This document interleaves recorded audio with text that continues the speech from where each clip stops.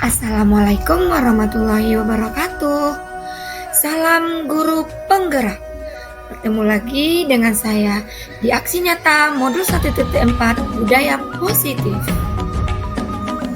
Saya Latifah Rahmi, calon guru penggerak angkatan 7 dari Kabupaten Bungo, dengan fasilitator Bapak Mutarom dan pengajar praktik Bapak Bimasri. Pada slide berikut akan dipaparkan bentuk tindakan aksi nyata yang sudah saya rancang sebelumnya, dengan saya beri judul Penerapan Budaya Positif melalui Keyakinan Kelas dan Segitiga Restitusi pada kegiatan piket kelas. Dan tindakan ini terdiri dari beberapa aksi. Yang pertama, latar belakang yang mendasari dalam membuat perencanaan tindakan. Yang kedua, tujuan atau dampak pada murid yang ingin dicapai dalam tindakan. Yang ketiga, tolak ukur. Yang keempat, lini masa tindakan. Dan yang kelima, dukungan yang dibutuhkan seperti alat, bahan, atau tenaga lainnya yang dibutuhkan untuk memajukan tindakan.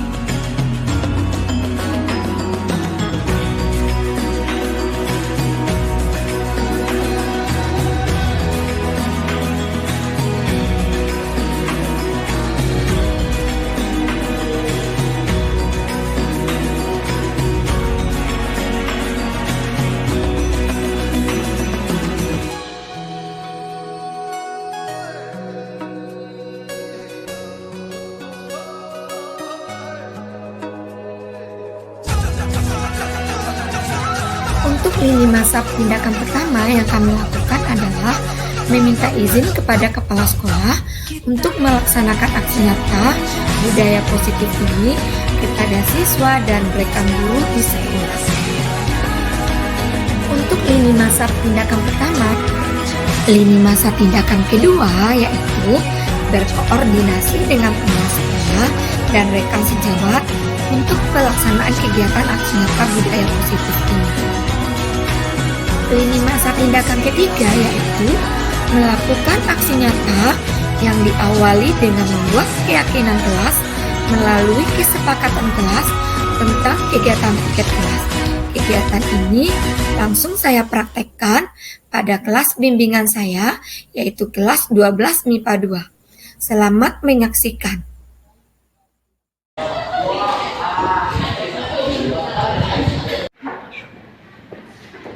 Assalamualaikum. Waalaikumsalam warahmatullahi wabarakatuh. Selamat siang semua. Siang, Bu. Jam terakhir ini kamu belajar dengan Bu Tuti kan? Ya, Bu. Hari ini Bu Tuti tidak bisa masuk karena orang tuanya masuk rumah sakit. Jadi beliau menemani orang tua. Kebetulan Ibu piket hari ini dan kebetulan sekali Ibu juga wali kelas kamu semua.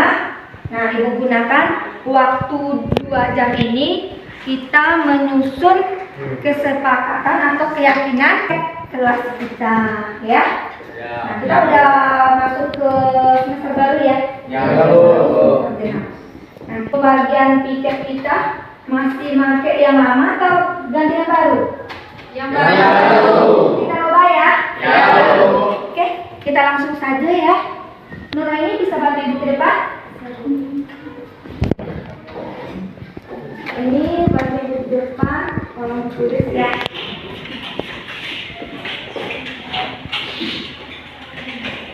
Nah, siapa yang bisa piket hari Senin? Sri, Rini, Akbar, siapa lagi? Tolong yang ke kanan. 1, 2, 2, 3, 4. Tira sama Novi. Hari Selasa. Apa yang bisa piket hari Selasa? Ilham, Feby, Anissa, Dian sama Siswa. Tuh.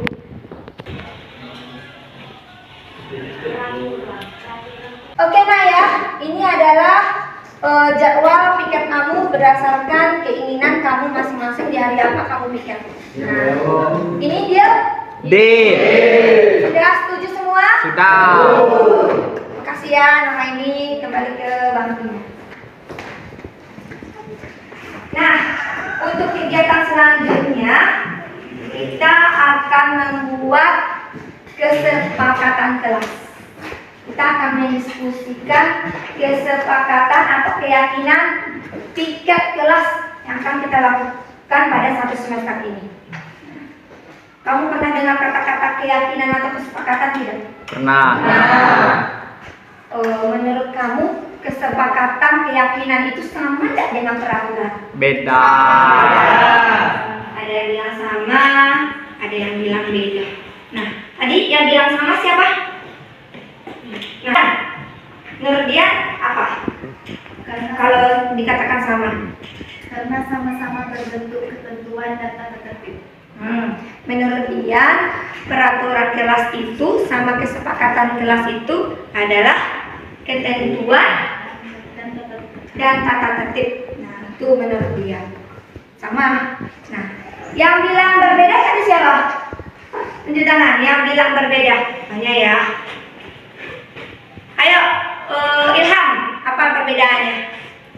Menurut saya kesepakatan kelas itu hanya dibuat secara bersama dan dipatuhi secara bersama. Kalau peraturan kelas adalah ketentuan yang wajib dipatuhi dan sudah ditentukan sebelumnya tanpa kesepakatan bersama.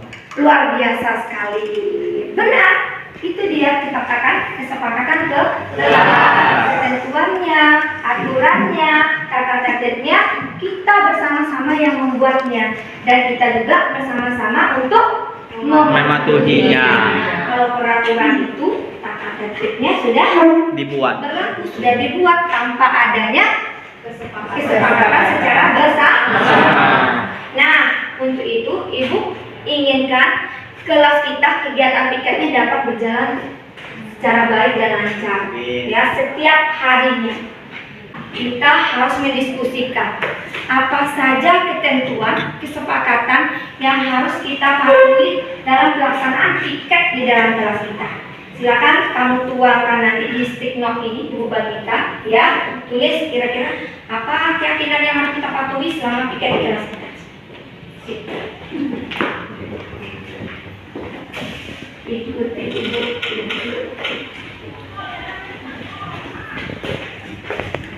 Kamu tulis apa kesepakatan atau keyakinan piket yang kamu inginkan terhadap kelas kita.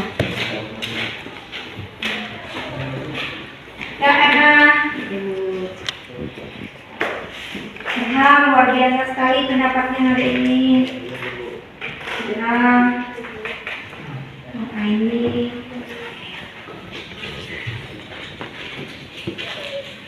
silakan kamu tulis di sana.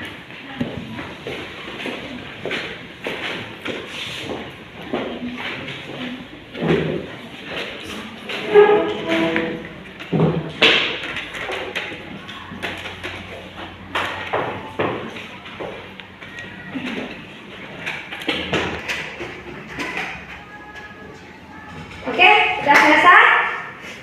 Sudah selesai, Ananda?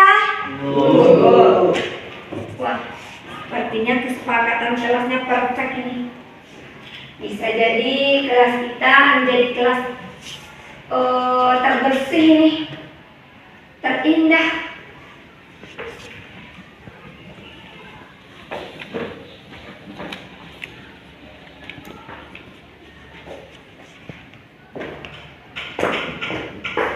Tempel hasilnya di sini.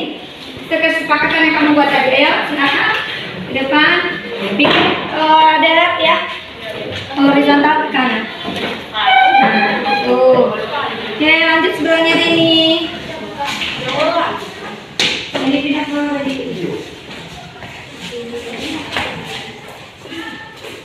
Di sini dulu. Lanjut, Alfadri. Lanjut bagian bawah, jangan di atas semua, bagian bawah. Bawah.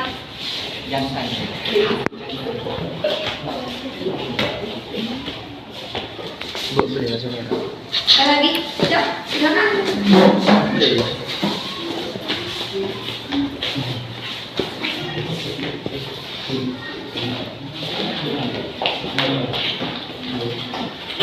Bawah. Maju.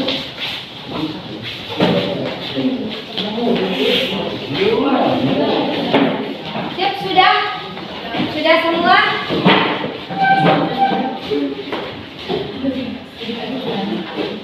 Nah, ini ya isi kesepakatan kelas atau keyakinan kelas yang sudah kamu buat. Sini Ibu bacakan ya satu persatu. Adanya pembagian tugas piket antara laki-laki dan perempuan. Nah, kemudian membuat jurnal catatan terhadap siswa yang tidak piket oleh ketua tim piket. Nah, yang ini apa maksudnya nih? Adanya pembagian tugas piket antara laki perempuan. Oh, sama nih kayak ini ya. Yang tugas laki-laki membuang sampah ke tempat tong sampah, yang perempuan menyapu, mengepel. Oh, ini pembagiannya sama berarti ya. Ini secara umum, ini sudah dikhususkannya. Kemudian lagi menjemput dan mengantarkan buku paket ke perpustakaan untuk tugas piket. Perlunya membuat daftar piket LKS sebagai pengingat. Ya, benar. Piket tepat waktu dan sepulang sekolah. Nah, oke. Ini ada beberapa yang sama ya. Yang beberapa sama itu Ibu ambil salah satunya saja. Itu yang akan kita tempel nanti di lembaran kesepakatan piket kelas kita. Nah, ayo ketua bantu Ibu. Eko dengan wakil Mas Ri. Mas angkat ini. Eko pegang. Astri, ambil gunting sana nak. Naikin ke atas dikit. Ke bawah dikit. Luruskan. Nah, lurus. Bisa kan? Jalannya. Nah, kita seleksi dulu ya. Ibu minta tolong Anissa. Ke depan Anissa. Ibu minta tolong Anissa. Ada beberapa keyakinan kelas yang dibuat ke teman kamu yang sama ya. Kita pilih satu. Mana menurut Nisa? Nih ya, ini satu. Pindah dulu ke kanan. Sana. Situ dulu. Terus mana lagi? Boleh? Sama dengan yang mana? Sama dengan yang mana? Ini ya. Boleh, boleh. Terus yang ketiga.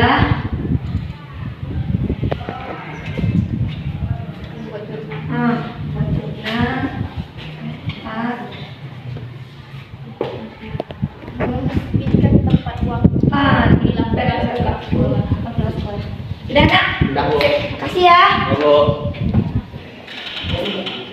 Ini yang udah dibantu Ibu dengan Anissa. Ini ada yang sama, piket tepat waktu dilakukan pulang sekolah. Nih, setuju kan? Setuju. Tidak ada yang piket pagi hari pulang sekolah. Kemudian menjemput dan mengantarkan buku paket ke perpustakaan. Setuju? Setuju. Tugas piket. Kemudian lagi membuat jurnal catatan terhadap siswa yang tidak piket oleh ketua tim piket. Ini maksudnya apa ya? Untuk catatan Bu, Maksudnya Nisa? bagi yang tidak ikut piket, jadi dibuat catatan dan diserahkan kepada wali kelas Oh. supaya bisa ditindaklanjuti. Nah, Setuju ya? Setuju, Bu. Masing-masing kamu yang tidak piket, ada ketua timnya dari setiap hari mencatat yang tidak piket, nanti dilaporkan kepada ibu selaku wali kelas. Misalnya nanti alasannya kenapa dia tidak piket. Nih, kita masuk. Ada?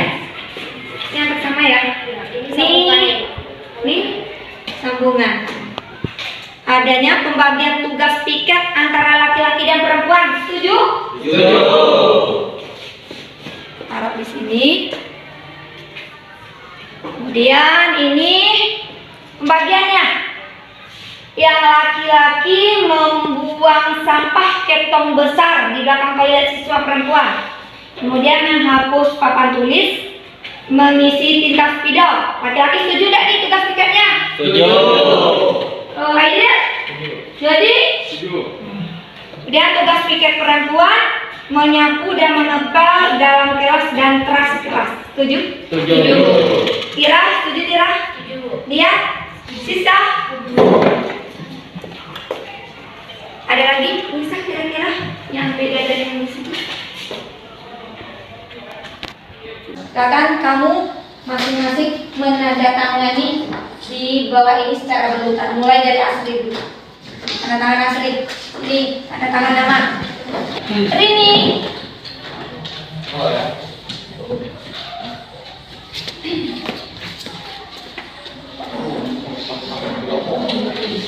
Apa?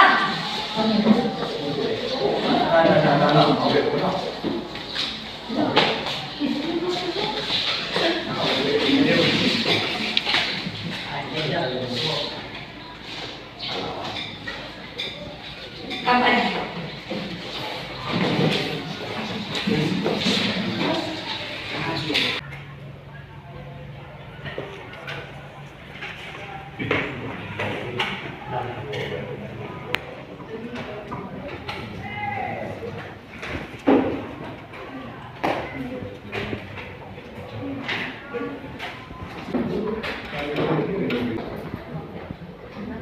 Aduh, Rofi.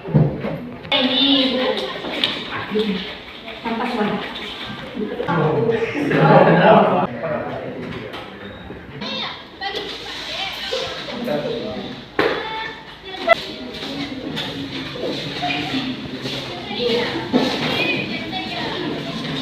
Ini rasa ibu. Ini rasa ibu perlu ditambahi lagi. Karena ada 3 orang, apa 2 orang yang membuat.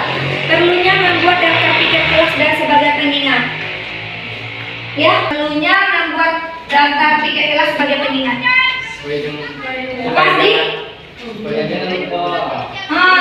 Supaya jangan lupa terhadap jawab tiket dan bisa mengingatkan temannya yang lain. Ini penting ya. Bu rasa ini perlu ditambahi.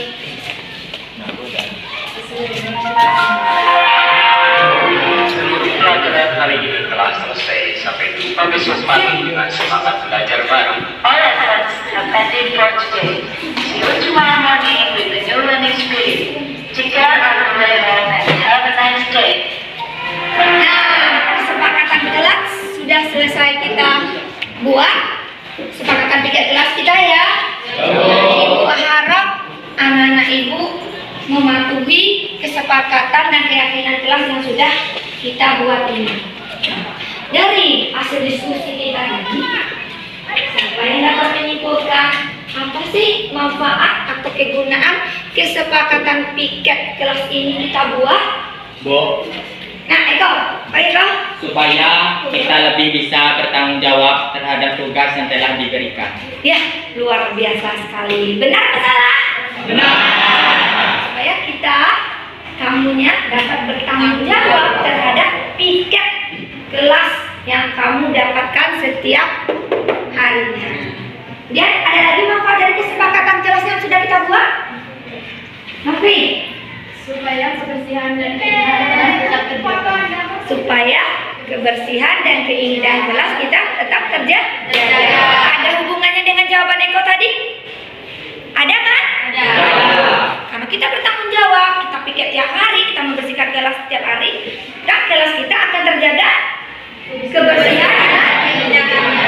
Ada Bu, Ya, Baby. supaya kelas menjadi lebih teratur dan tertib.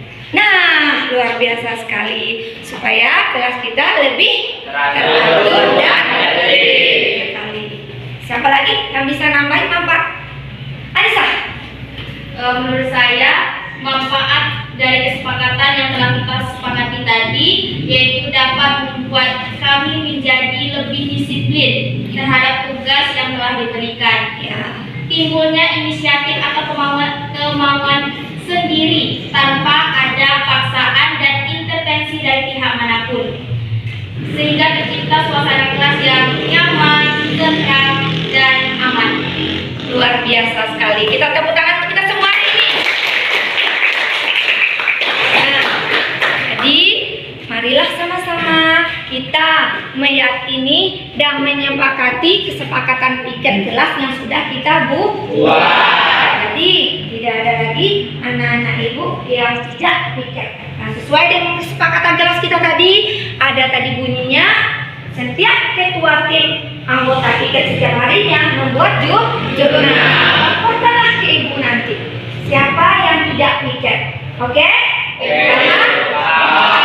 Dan tadi sudah berbunyi, silakan kita masing-masing. Nah, ibu tutup dengan Assalamualaikum warahmatullahi wabarakatuh. Waalaikumsalam warahmatullahi wabarakatuh.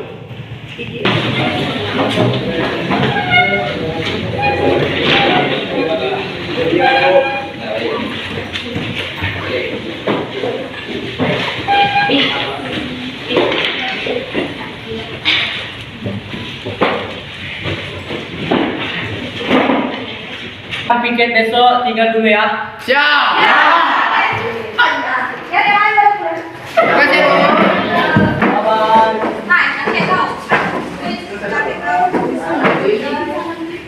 Ya, tadi ada buka tadi.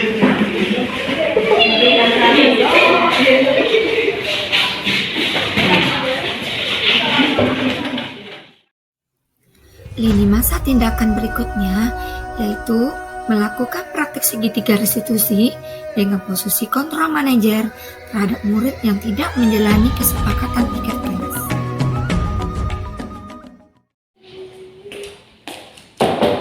Assalamualaikum, Bu. Waalaikumsalam. Eko, sana masuk kok. Ya, Bu. Duduk kok. Iya. Ada apa kok? Mau melaporkan, Bu. Nah, Kemarin Akbar tidak piket, Bu. Dia jam terakhir langsung pulang. kenapa dia nggak piket? Tidak tahu, Bu, lupa ditanya. Ini jurnal daftar kawan yang tidak piket, Bu. Bu lihat dulu ya. Oh iya, kemarin ada 4 siswa yang piket, cuma Akbar yang tidak tanda tangani. Iya, Bu. Jadi Eko belum cari tahu kenapa dia nggak piket kemarin. Belum, Bu. Oke lah, jurnalnya tinggal sini dulu ya. Ibu minta tolong sama Eko ambilin Akbar sudah kemarin. Iya, Bu. Makasih Eko ya. Iya, Bu. Misi, Bu. Ya.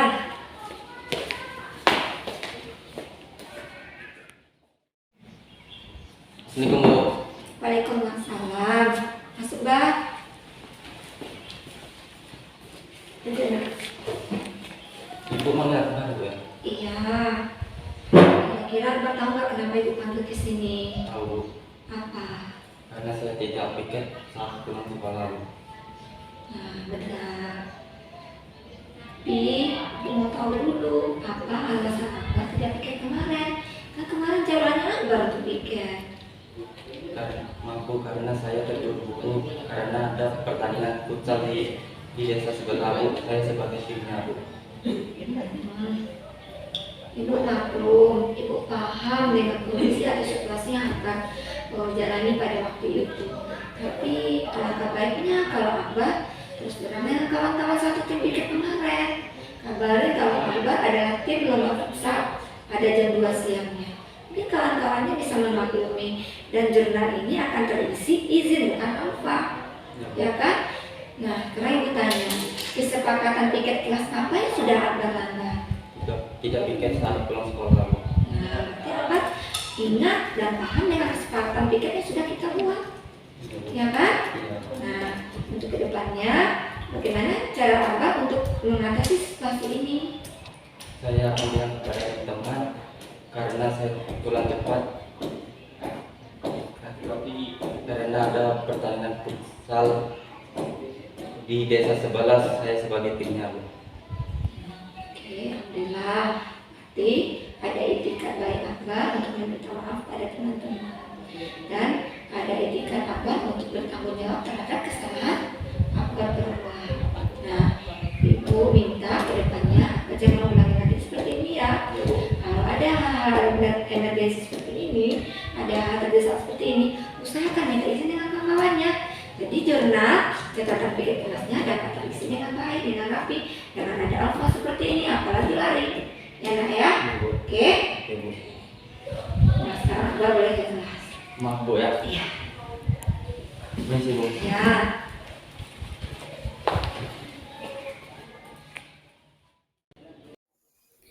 Lini masa tindakan berikutnya adalah melakukan pengimbasan kepada rekan sejawat tentang penerapan budaya positif untuk menciptakan suasana belajar yang nyaman dan menyenangkan di SMA Negeri 16 Bungo, yang mana kegiatan ini dilakukan di Aula SMA Negeri 16 Bungo pada hari Rabu tanggal 25 Januari tahun 2023. Selamat menyaksikan.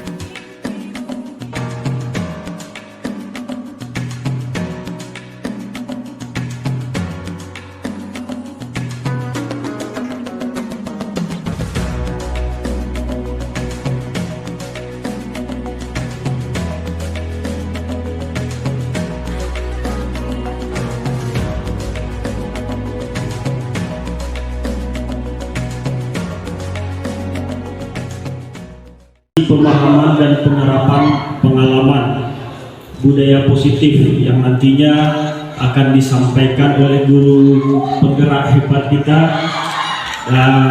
Ibu Anissa Septiani, Ibu Latifah Rahmi, dan Ibu Eliza Utami. Kemudian salawat berdedikasi. Ini bahkan negara yang diulangi dengan akal manusia. Akal manusia ini diasah dengan sistematis, kritis, logis. Ini perlu kita kembangkan. Ya, manusia laqad khalaqnal insana fi ahsani taqwim. Sebaik-baiknya bentuk Allah menciptakan adalah manusia yang dengan sebaik-baiknya itu. Tapi awas. إلينا وارحمهما كما ربيانا صغيرا ولجميع المؤمنين والمؤمنات والمسلمين والمسلمات الأحياء منهم والأموات في البر والبحر إنك على كل شيء قدير. Seperti yang ada di depan, pemateri kita ada 3. Nanti kita awali dengan pemateri pertama, yaitu Ibu Latifah Rahmi SPD, untuk menyampaikan informasi atau pengalamannya ketika mengikuti program CGP, khususnya pada modul budaya positif. Kepada Bu Latifah Rahmi kami persilahkan dengan segala hormat. Terima kasih Bapak Samsir. Bismillahirrahmanirrahim. Makan nasi pakai sambal belacan, tidak lupa pakai santan daun katu. Kepada Bapak Ibu guru sekalian, saya ucapkan Assalamualaikum warahmatullahi wabarakatuh. Yang sama-sama kita hormati Bapak Kepala Sekolah SMA Negeri 16 Bungo, dan yang saya hormati Bapak Ibu guru yang hadir pada hari ini yang berbahagia. Sebelumnya kami mengucapkan ribuan terima kasih kepada Bapak Kepala Sekolah karena dukungan beliaulah kegiatan ini dapat berjalan untuk 3 jam ke depannya.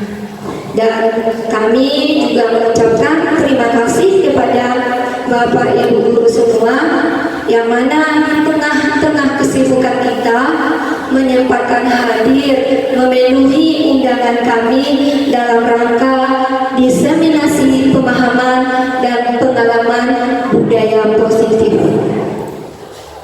Nah, Bapak Ibu, sebelum kita melanjutkan kegiatan, saya akan memperkenalkan diri terlebih dahulu. Nama saya Latifah Rahmi dari SMA Negeri 16 Gunung. Saya berdiri di sini sebagai calon guru penggerak angkatan 7 dari Kabupaten Gunung. Adapun tujuan kami mengadakan kegiatan diseminasi budaya positif ini adalah satu, memang tujuan kami dalam melakukan aksi nyata budaya positif di lingkungan sekolah kita. Dan yang kedua, untuk melakukan kerjasama dengan Bapak Ibu guru semua, karena budaya positif ini tidak akan berjalan dengan lancar apabila cuma dilakukan oleh satu atau dua orang guru saja. Jadi butuh kerjasama, kolaborasi, dan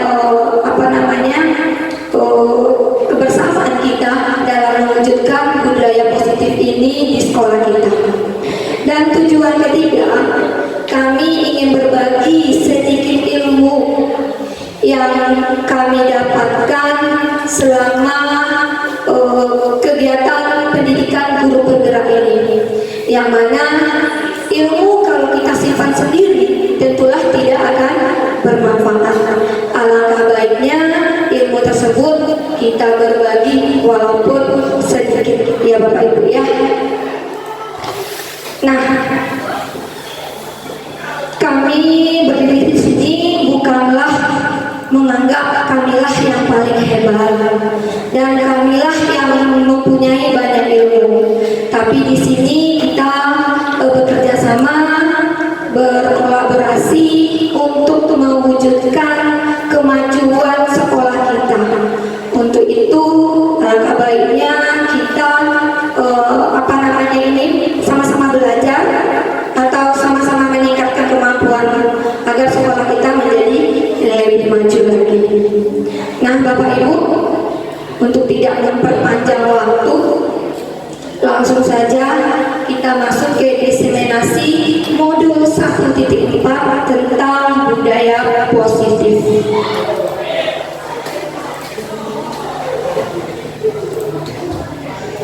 Sebelum kita masuk tentang budaya positif, kita harus mengetahui terlebih dahulu apa sih tujuan pendidikan menurut Bapak Ki Hajar Dewantara.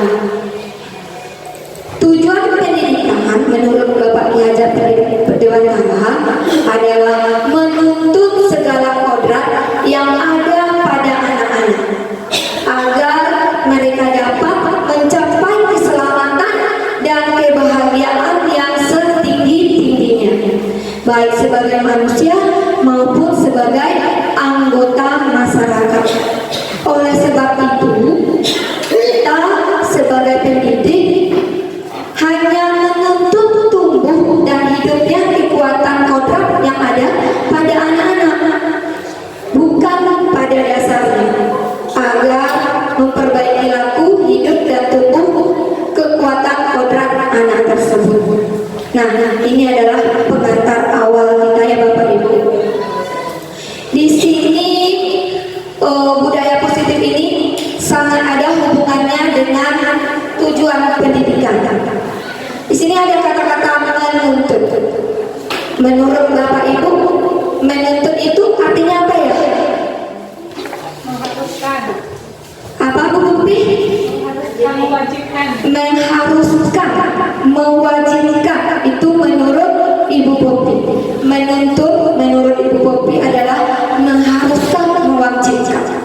Berarti kalau kita ambil kesimpulan jawaban dari Ibu Popi, berarti bersifat kita memaksa ya, memaksa terhadap anak-anak.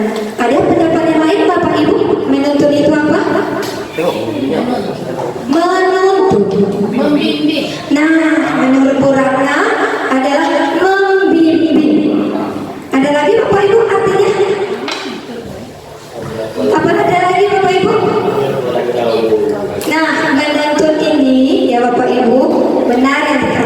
peranan adalah membimbing, mengarahkan, mengiringi, dan mengantarkan anak didik kita kepada tujuan yang ingin dicapai. Bahwasanya anak didik kita ini ya Bapak Ibu sudah punya minat, sudah punya bakat, dan sudah punya cita-cita masa depannya. Bukan anak didik ini seperti kertas kosong yang semaunya kita, mau kita tulis, mau kita coret, mau kita paksa, mau kita atur, bukan. Mau kita kendalikan hati kita, bukan. Itu salah ya Bapak Ibu. Yang berarti tugas kita pendidik adalah menuntut anak didik kita, karena anak didik kita sudah mempunyai kodratnya masing-masing, minat dan bakatnya serta tujuan hidup atau cita-citanya. Jadi kita sekedar menuntut, mengarahkan, membimbing, mengatakan dia mengejar cita-citanya. Kita ambil contoh. Ada anak didik kita punya tujuan yaitu ingin jadi polisi. Nah, jadi tujuan kita apa?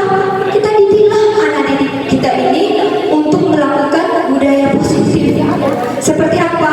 Ajarkanlah dia bagaimana berakhlak yang baik sebagai seorang polisi, mematuhi aturan hukuman yang berlaku, kemudian mengayomi masyarakat agar bisa bersosialisasi dengan masyarakat dengan baik. Bukan polisi yang aut-autan, yang berandal, yang tidak melanggar hukuman dan aturan. Sedangkan beliau adalah seorang polisi. Itulah tugas kita Bapak Ibu, mengantarkan anak kita, mendidik, menuntut, mengarahkan dia untuk menjadi seorang polisi yang berbudi pekerti, berkarakter mulia. Nah, ini ada menurut Ki Hajar Dewantara lagi, bahwasanya seorang pendidik itu menuntut tumbuh hidupnya. Jadi menurut Ki Hajar Dewantara ini mengibaratkan bahwasanya pendidikan itu adalah sebuah lahan pertanian. Lahan itu yang mana? Lahan itu adalah sekolah. Sekolah itu adalah lahan. Kemudian petani itu yang mana? Kita Bapak Ibu. Kita sebagai pendidik. Nah, bibitnya mana? Bibit tanamannya mana?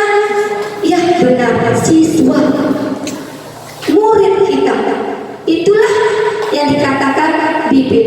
Nah, menurut Bapak Ibu, ada sebuah lahan yang subur, tanahnya gembur, kemudian kita tumbuhi, kita tanam bibit yang subur, bibit yang super, tapi tidak ada perlakuan yang baik terhadap petani tersebut, memelihara tanaman, tidak disiram, tidak dikasih pupuk, tidak digemburkan tanahnya. Apa yang terjadi pada tanaman tersebut Bapak Ibu?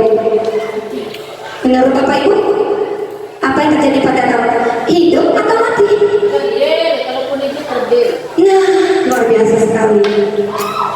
Nah, itu bisa jadi hidup, bisa jadi mati. Biarpun bibitnya subur, biarpun bibitnya benih, lahannya subur, tapi tidak ada perlakuan daripada petaninya, otomatis tanaman itu sampai pun hidup, dia akan seperti tanaman hidup segar mati tak. Seperti itu. Kayak taburannya tadi, hidup tapi tumbuhannya kerdil, hidup tapi jangka waktu berbuah tidak maksimal, tidak sesuai yang kita harapkan. Nah, tapi kalau ada perlakuan yang baik dari sang petani, insya Allah tanaman tersebut akan tumbuh dengan semestinya, sebagusnya. Nah, seperti itulah Bapak Ibu kita hadapi anak didik kita nanti. Kita perlakukanlah dia sebagai sebuah benih. Kita siram, kita gemburkan tanamannya, kita kasih pupuk, kita kasih nutrisi. Otomatis tanaman yang kita tuntut itu tadi akan menjadi berbuah hasil yang super sekali. Nah, mempunyai kualitas yang bernilai mahal. Nah, itulah filosofi tujuan pendidikan yang diharapkan oleh Ki Hajar Dewantara. Ya Bapak Ibu, ini adalah pengantar dari budaya positif, karena budaya positif ini adalah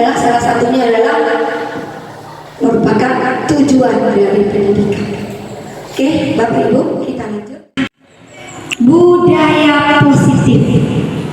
Sekarang saya mau bertanya kepada Bapak Ibu, pernah dengar kata-kata budaya positif? Pernah. Apakah budaya positif ini pernah kita terapkan di sekolah kita? Pernah. Nah, menurut Bapak Ibu, apa sih artinya budaya positif ini?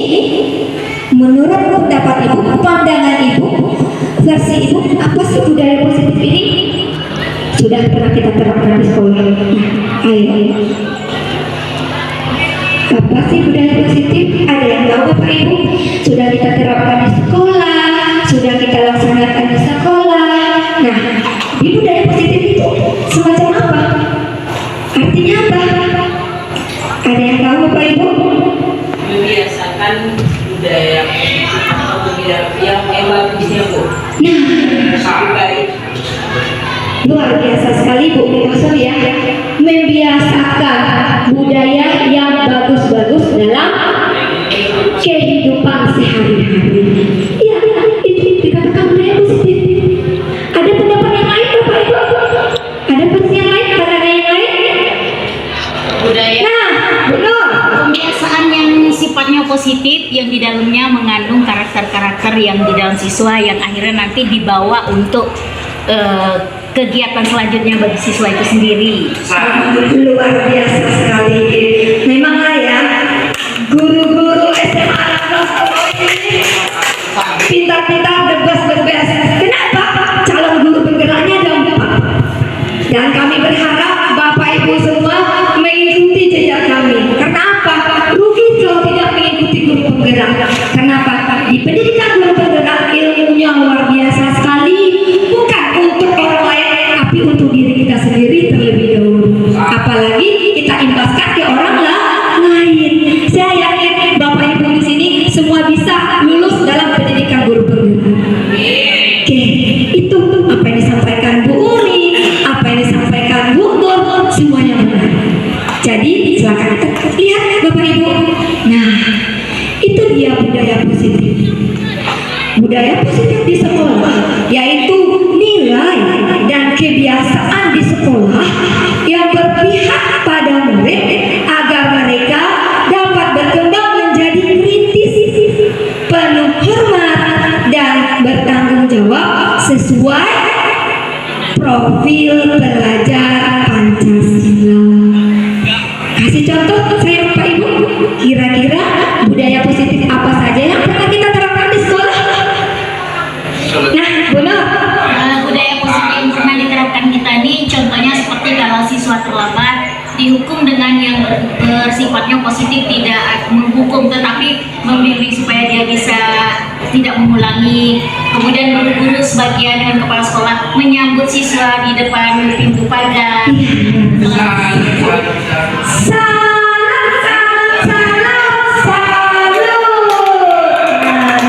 Ya, itu juga salah satu budaya positif yang pernah kita terapkan di sekolah. Siswa yang terlambat kita nggak langsung hukum, kita kasih wejangan, kita nasihati. Kemudian apa? Kita lakukan penyambutan siswa di depan kelas, kita salami. Apalagi Bapak Ibu? Kira-kira ada tambahan yang lain? Budaya positif apa?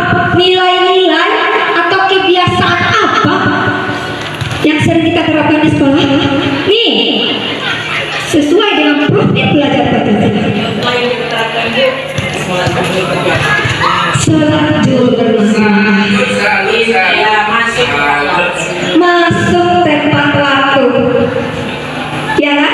Kemudian yang dibilang Bu tadi adalah sholat zuhur berjamaah. Itu adalah sesuai dengan indikator profil pelajar Pancasila yang pertama. Beriman bertakwa kepada Tuhan Yang Maha Esa dan berakhlak mulia. Banyak lagi budaya positif yang kita lakukan di sekolah. Gotong royong, melakukan kegiatan upacara-upacara hari besar, berdoa sebelum memulai pembelajaran, melakukan yasinan dan lain sebagainya. Nah, itu semua Bapak Ibu yang dikatakan budaya positif. Lanjut ya Bapak Ibu. Nah, konsep utama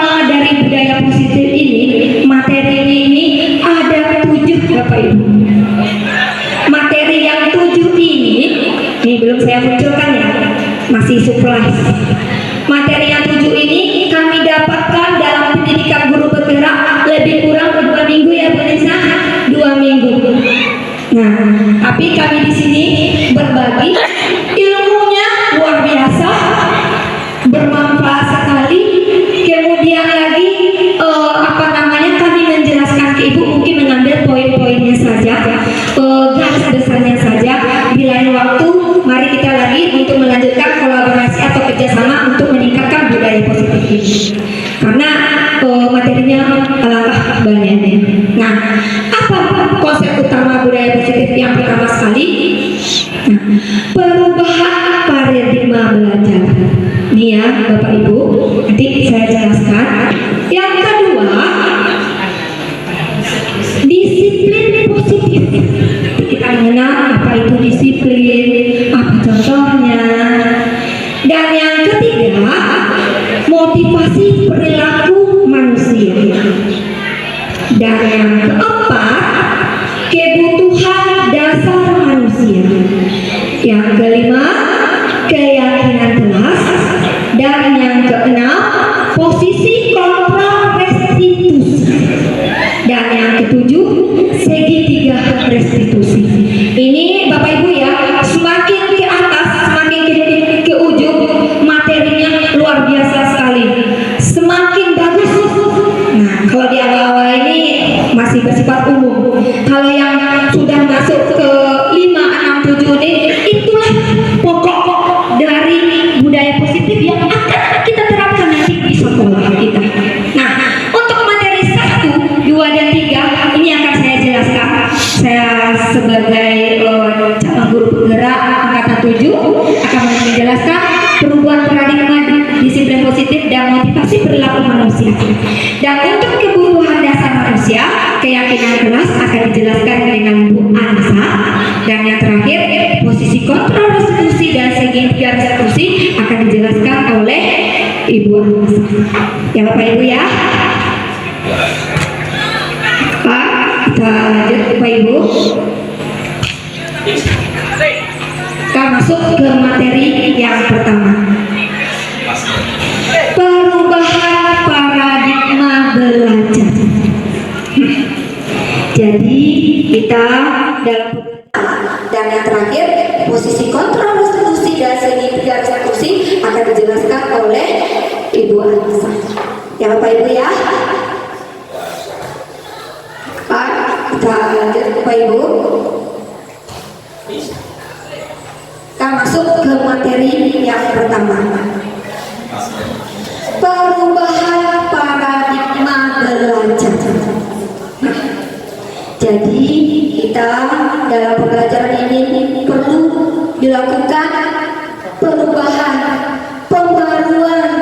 Makanya pemerintah menuntut kita guru untuk belajar. Dituntutnya kita oleh pemerintah untuk menjadikan kita sebagai guru pembelajar sehari-hari. Dengan kegiatan apa? PPG, PGP, kemudian ada pendidikan jadi fasilitator, pendidikan jadi pengajar praktek. Banyak Bapak Ibu untuk memperbarui ilmu kita. Nah, seperti kurikulum saja sekarang, yang mulanya KTSP 2016, kemudian 2013, yang baru apa? Kurikulum Merdeka. Nah, itu belajar pun juga dilakukan perubahan. Apa itu perubahan paradigma belajar? Dalam membangun budaya positif, sekolah dapat menyediakan lingkungan yang positif, aman dan nyaman agar siswa mampu berpikir, bertindak dan mencipta dengan merdeka, mandiri dan bertanggung jawab. Itu dia. Jadi intinya Bapak Ibu, tujuan dari paradigma perubahan belajar ini, tugas kita lah sebagai pendidik untuk menciptakan atau menjadikan murid atau peserta kita di sekolah ini merasa aman, nyaman, agar dia mampu berpikir, mampu belajar dengan senang hatinya tanpa dipaksakan, sehingga mereka merasa merdeka. Jadi kalau ada tekanan di hati peserta didik kita, merasa tidak nyaman aja, nengok muka kita sudah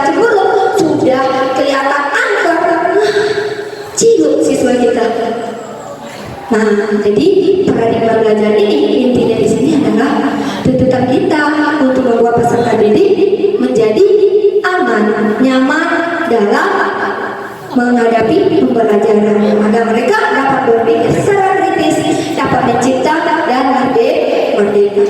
Kemudian apa lagi pengertian yang perubahan paradigma belajar? Disiplin sangat berkaitan dengan kontrol guru terhadap siswa.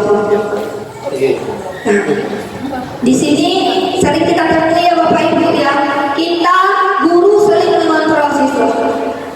Kita yang menentukan siswa. Nah, kamu masuk belajar. Nah, sering kita temukan seperti itu, jarang kita temui anak didik kita itu dengan kesadarannya, motivasi intrinsiknya untuk mengikuti aturan sekolah. Tapi banyak yang mengontrol kita adalah guru. Hal inilah nanti Bapak Ibu yang akan kita kurangi. Bagaimana cara mengontrol siswa itu tidak lagi dari kitanya, sudah kesadaran dari diri dia sendiri. Kita lanjut Bapak Ibu. Nah, ini ada sebuah permainan ya Bapak Ibu. Diminta keaktifan Bapak Ibu biar lebih memahami materi budaya positif ini. Permainan cobalah buka. Apa yang dibuka? Ya, kepala tangan. Nah, itu ada gambar kepala tangan ya. Cobalah buka. Yang dibuka itu adalah kepala tangan. Nanti saya bagikan stick note kepada Bapak Ibu. Silakan Bapak Ibu tuliskan sesuatu yang berharga menurut Bapak Ibu. Terserah mau menuliskan apa yang jelas. Sesuatu yang berharga ini Bapak Ibu tidak ingin orang lain untuk mengetahuinya. Hal ini sangat privasi, sangat sangat rahasia sekali bagi diri Bapak Ibu sendiri. Nah, jadi di sini permainannya ada sebagai A dan sebagai B. Sebagai A ini apa? Dia menulis sesuatu yang berharga di kertas ini, dia digenggamnya erat. Si B tadi ngapain? Dia akan berusaha membuka genggaman yang pada si A. Bagaimana tadinya? Terserah, karena dia pengen tahu apa sih di genggaman si A. Apakah dia merayu? Ini aku kasih duit? Atau aku traktir makan? Atau dikasih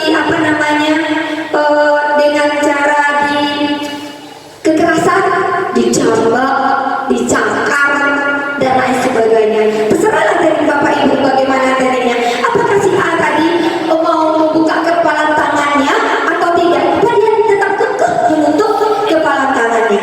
Nah, nanti kebalikan lagi ya Bapak Ibu, yang si B lagi nanti membuat sesuatu yang berharga, si A lagi yang membuka. Jadi sama-sama kita praktekkan sekaligus di sini. Pasangan-pasangan saja ya. Nih saya minta tolong Bu Ita bergabunglah dengan Bu Jenny, Pak Tamrin dengan Bu Umi ya. Boleh biar berdua-dua itu. Karena permainannya berpasang-pasangan.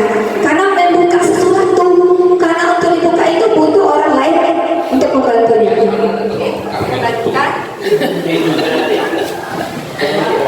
Silakan ditulis ya Bapak Ibu sesuatu yang berharga menurut Bapak Ibu. Dengan Heri juga boleh.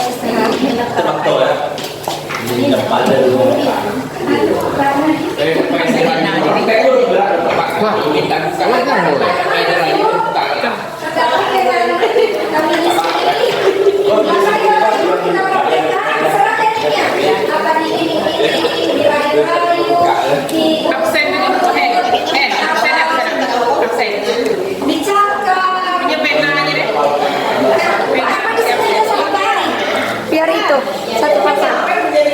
Oke Bapak Ibu, jangan lama-lama ya. Tapi, kenapa kekot? No, balik kalau itu dah mungkin gue.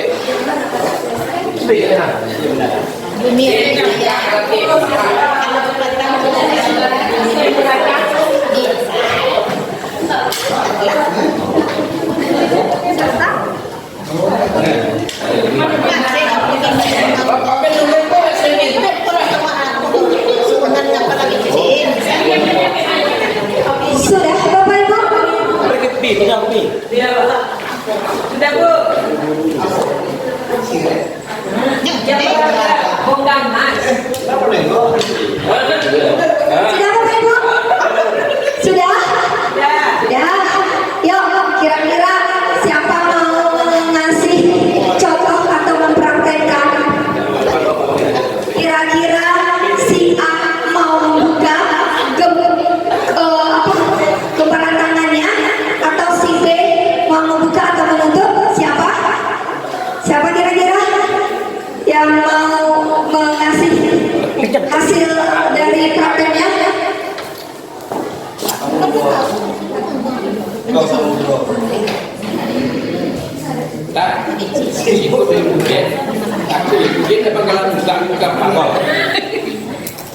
Ya, Bu Umi, Pak Nam. Enggak, apa yang terjadi? Apa yang terjadi dengan kegiatan tadi? Silakan dipegang. Ya, gimana Bu Umi tadi? Apakah berhasil dibuka oleh Pak Tamrin? Ya, saya punya ini Bu, apa namanya? Sesuatu yang ada di genggaman saya ini yang sangat berharga di dalam kehidupan saya, yang sangat berarti sekali di kehidupan saya. Mungkin Pak Tamrin apa namanya? Ingin mencoba apa kira-kira dalam genggaman yang saya ini. Apakah Pak Tamrin sudah bisa membuka yang di dalam Bu Umi tadi? Sudah bisa, tapi saya mohon maaf, mungkin untuk sementara belum bisa saya kasih. Oh, berarti tidak bisa dibuka ya? Tidak bisa dibuka. Nah, biarpun Pak Tamrin sudah meraih Bu Umi tadi ya, tetap Bu Umi kekeh tidak mau membuka kepala tangan Bu Umi. Berarti Bu Umi tidak meraih Bu Umi, nggak tahu lah tekniknya seperti apa, tapi Bu Umi dengan kekeh tidak mau membuka kepala tangannya. Nah, kalau Pak Tamrin gimana tadi? Yang saya berusaha tadi, ya seperti biasa, kalau keinginan saya itu ingin tercapai atau ingin sesuatu itu, ya tadi kan Ibu Mi melihat ada sesuatu di tangannya, dia ingin dia bukan ini rahasia. Saya berusaha, yang pertama, gitu ya. Yang pertama, ya saya coba merayu dengan cara lemah lembut dulu lah. Yang pertama, ketika gagal, saya juga coba tadi dengan cara kedua, ya. Saya coba dengan berikan imbalan, ya. Saya bisikkan apakah saya nanti saya ajak nonton, ya. Bahkan saya ini nanti saya kasih duit ongkos pulang, saya juga tidak mau. Dan bahkan sudah sempat teori yang ketiga dengan kekerasan. Nah, saya ancam, ya barangkali kalau ibu tidak mau kasih, ya besok kalau doa Allah suatu saya tidak mau tahu dengan ibu, atau saya ancam dengan kata-kata yang kasar itu tidak berhasil. Saya tidak bisa bilang berarti apa yang dengan ibu itu kayak sangat, jadi masalah memang sangat berarti ya, sangat rahasia, tidak bisa. Sudah berbagai cara saya coba. Biasanya dengan hal lain saya berhasil dengan cara ini, lemah lembut dengan memberikan tadi duit juga tidak, bahkan dengan ancaman itu tidak berhasil. Nah, artinya memang sangat penting ya gitu ya. Nah, itu barangkali yang sudah saya lakukan. Nah, kalau Pak Tamrin tadi Bu Umi bisa dibuka tidak sama Pak Tamrin kepala tangannya? Bisa. Kebelan yang ada di tangan Pak Tamrin itu bisa dibuka dengan lemah lembutnya, dengan sahdunya, dengan rayuannya, dengan konsep lemah dan rayuan yang bisa untuk dibukanya dengan diberikannya apa yang ada di dalam gumpalan tangan Pak Tamrin. Oke, terima kasih ya Bapak, Ibu, Pak Tamrin dan Bu Umi, saya ke depan. Nah, dari dua guru tadi, Bu Umi dengan Pak Tamrin, mereka punya versi yang berbeda. Yang mana Pak Tamrin bisa membuka kepala tangannya karena Bu Umi merayu. Nah, kalau Bu Umi tadi, Pak Tamrin sudah berusaha merayu, sudah diiming-imingkan mengajak makan, kadang sudah sedikit membentak, tapi Bu Umi tetap kekeh untuk tidak membuka kempalan tangannya. Nah, dari sini Bapak Ibu, kita bisa mengetahui adanya kontrol antara diri kita sebagai manusia. Yang mengontrol itu siapa? Kita sebagai diri kita sendiri, dan ada kalanya kita dikontrol oleh orang lain. Nah, menurut Bapak Ibu, lebih bagus kita mengontrol diri sendiri atau dikontrol oleh orang lain? Mengontrol diri kita sendiri.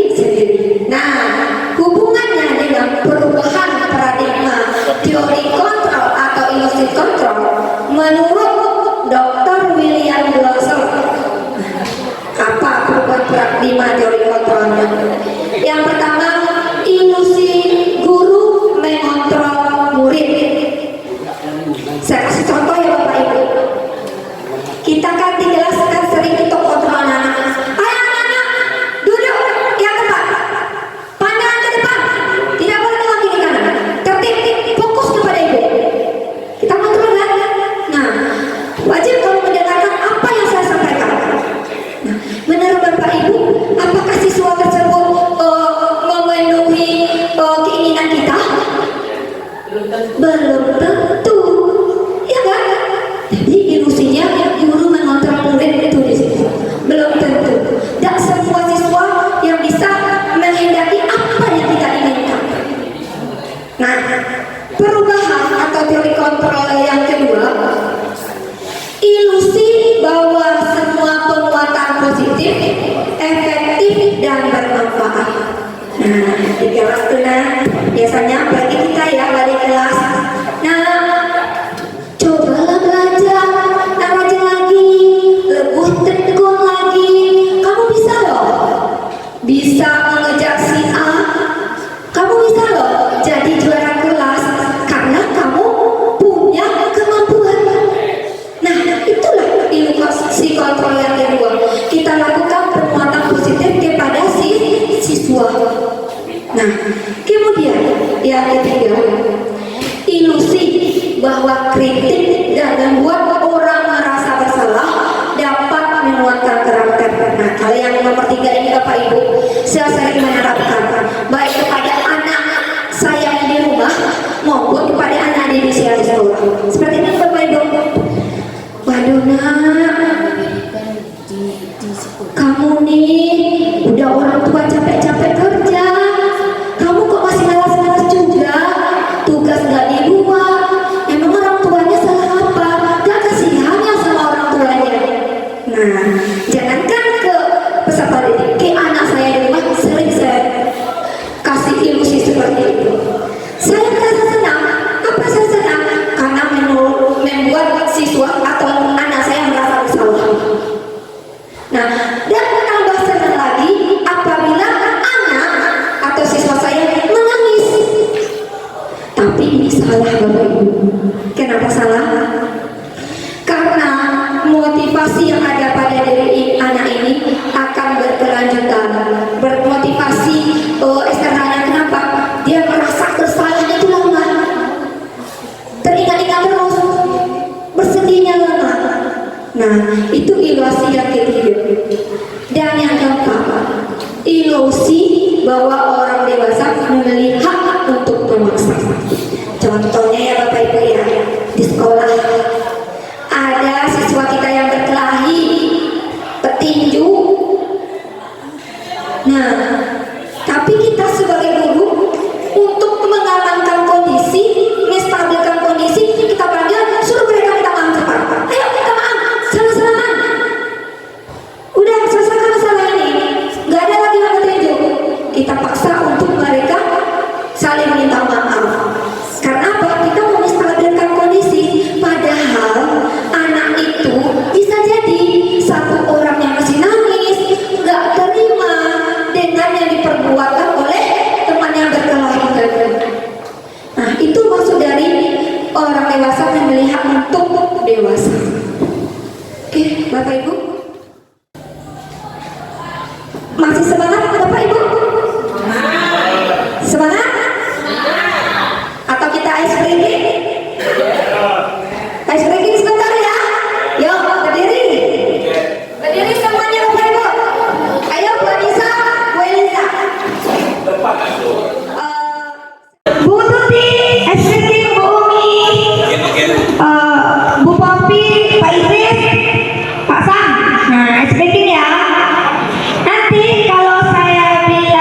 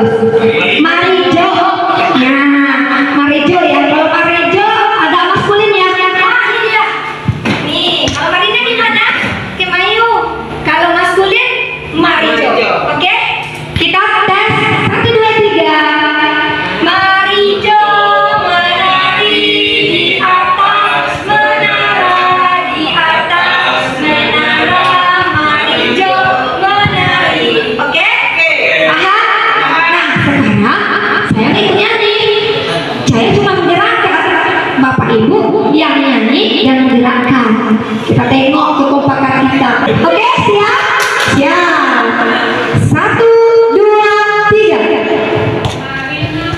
Marilah menari di atas menara, di atas menara.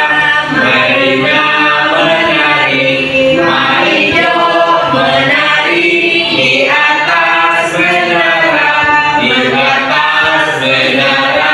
Mari jo menari, marilah mari jo menari di menara.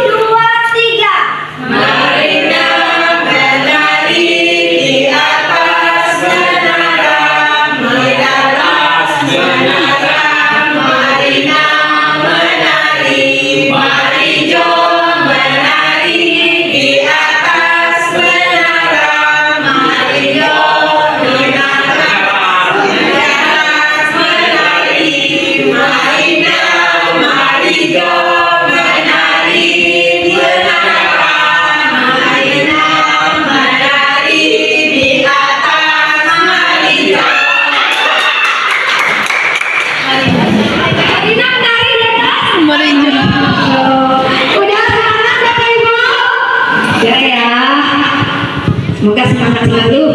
Oke. Kita lanjut. Ini ada pernyataan ya Bapak Ibu. Setuju atau tidak setuju? Menurut Bapak Ibu, hukuman dapat mendisiplinkan anak. Setuju atau tidak? Setuju. Setuju. Ada pendapat lain? Hukuman dapat mendisiplinkan anak. Pak Tamrin setuju. Kalau yang lain? Tidak setuju. Kalau Pak Idris tidak setuju. Pasal? Setuju. Tidak setuju. Yang lain? Satu orang lagi?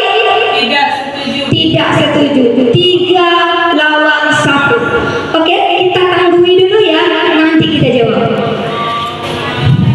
Nih, pemberian hukuman dengan hal positif seperti membaca atau membersihkan halaman sekolah dapat meningkatkan disiplin anak. Setuju atau tidak? Setuju. Pak sama tidak. Yang lain? Setuju. Setuju. Berarti 3-1. 3 setuju, 1 tidak. Kita lakukan dulu ya jawabannya. Yang ketiga, peraturan kelas. Semangatnya pula. Peraturan kelas atau peraturan sekolah menjadikan anak lebih disiplin. Setuju. Setuju. Tidak setuju. 3 setuju, 1 tidak setuju. Masih dengan angka yang sama.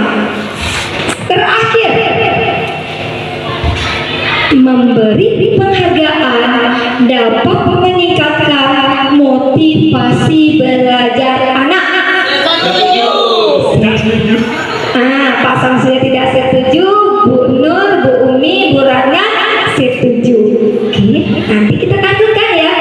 Nanti bisa dijawab sendiri. Oh, saya betul, saya salah. Jawabannya di materi berikutnya. Kita lanjut pada materi yang kedua. Disiplin positif. Nah, tuh Bapak Ibu. Menurut Bapak Ibu, apa makna disiplin? Apa ya Bapak Ibu? Sesuai dengan sekolah. Apa makna disiplin menurut Bapak Ibu? Disiplin itu hubungannya dengan apa? Waktu. Ada lain? Peraturan. Ada yang lain? Kalau bicara disiplin, waktu, peraturan, apa betul? Perasaan patuh dan taat terhadap sesuatu yang menjadi komitmen. Nah, perasaan dan dan taat terhadap patuh terhadap komitmen. Oke, semuanya benar. Peraturan, waktu, ketaatan terhadap komitmen. Tanggung jawab juga. Banyak kalau kita artikan makna dari itu disiplin? Nah, disiplin itu Bapak Ibu berasal dari bahasa Latin disiplina, yang artinya belajar. Kemudian disiplin membuat orang menggali potensinya menuju sebuah tujuan yang dia hargai. Kalau kita ngomong disiplin, pasti kita terlintas tata tertib. Mau masuk ke bank, mau ke rumah sakit, mau ke mana lagi ya, ke klinik, tetap ada yang namanya tata tertib atau disiplin. Apalagi sekolah, tempat belajar penuh dengan disiplin. Namun dalam budaya kita, makna disiplin ini telah berubah menjadi sesuatu yang menjadi kepatuhan, cenderung menghubungkan dengan ketidaknyamanan. Karena apa? Karena kita hargai atau mencapai suatu tujuan mulia. Nah, kalau bicara disiplin itu tertekan ya Bapak Ibu, sedikit tertekan ya. Nah, nanti kesana lah pakai ini itu. Apalagi kalau siswa anak didik yang pemalas, kalau sekolah banyak disiplin ya, penting nanti banyaknya tata tertib aturannya. Nah, tapi orang tua pasti menghendaki anaknya memasuki ke sekolah yang penuh dengan disiplin. Lanjut Bapak Ibu, ini dia arti dari disiplin sebenarnya. Disiplin adalah kemampuan pemerintah diri sendiri dalam mengontrol dan menguasai diri untuk memilih tindakan yang mengacu pada nilai-nilai yang kita hargai dengan penuh tanggung jawab tanpa diperintah orang lain. Berarti ada unsur motivasi intrinsik, tak perlu perintah dari orang lain atau motivasi eksternal. Apa nilai-nilai yang kita hargai? Yaitu nilai-nilai kebajikan. Nah, saya tanya Bapak Ibu, nilai kebajikan, kita pakai helm gunanya untuk apa? Keselamatan. Tapi jarang kan Pak ya, ibu-ibu, nah pakai helmnya, di sana ada polisi razia, kami kena tilang, ya kan? Jarang menyebutkan nilai kebajikannya untuk kesehatan. Kemudian lagi, waktu kita lagi COVID kemarin, pakai masker, ngomong ke suaminya, ya nanti mau ke bank ya, jangan lupa pakai masker ya, nanti ayah nggak dapat masuk oleh sampahnya. Nah, kira-kira menurut istrinya gimana? Nilai apa yang ditanamkan ke suaminya? Nggak dapat masuk. Padahal kita pakai masker itu, apa nilai kebajikannya? Kesehatan, untuk melindungi diri kita. Nah, itu yang dikatakan nilai kebajikan. Kita pakai helm bukan pakai polisi, kita pakai masker bukan tak boleh masuk ke banknya oleh sampah, tapi tanamkanlah motivasi intrinsik pada diri kita, jangan dikontrol oleh orang lain. Nah, itu nilai kebajikan. Nilai kebajikan ini ya Bapak Ibu, yang kami dapat di pendidikan guru penggerak itu banyak sekali. Salah satunya ini profil pelajar Pancasila, dan ini diterapkan di kurikulum Merdeka. Dan ada lagi namanya nilai kebajikan 9 pilar karakter, dan ada keterampilan hidup, dan ada nilai kebajikan petunjuk hidup. Mereka punya indikator masing-masing. Yang 9 pilar karakter itu ada 9 nilai kebajikannya. Nah, kalau nilai profil Pancasila berapa nilai kebajikan di sana Bapak Ibu? Berapa? Berapa indikator profil belajar Pancasila kita? 5 apa 6? Oh, 6. Enggak apa-apa ya, kita kan masih kurikulum Merdeka Belajar, ya kan? Tapi ini wajib kita harus mengetahui, harus apa ya Bapak Ibu? Yang pertama apa? Beriman, bertakwa kepada Tuhan Yang Maha Esa, dan berakhlak mulia. Yang kedua,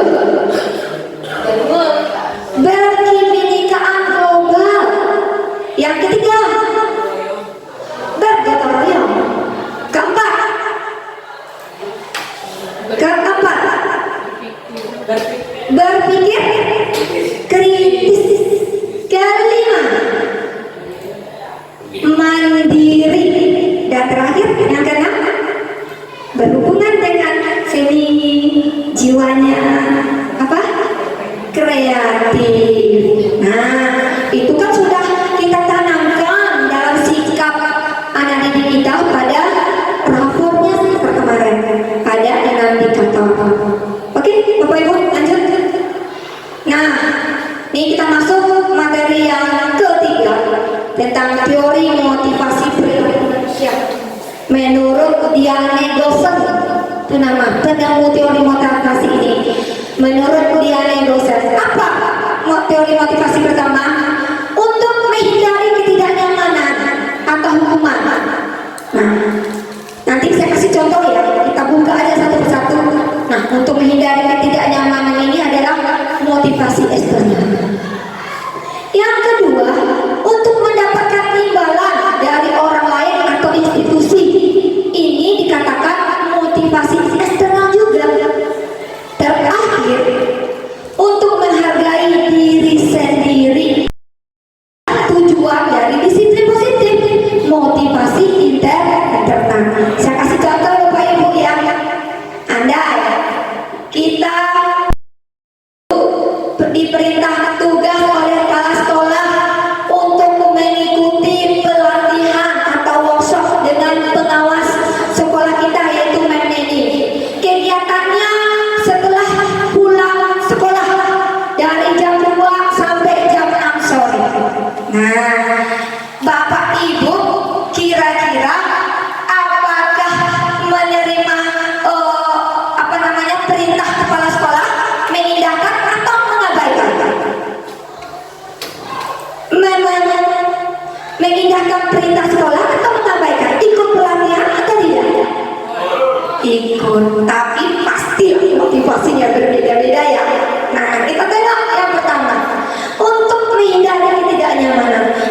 Ikut baiklah, senang capek nih, udah ngajar sampai jam 2, padahal dia pulang sampai sore.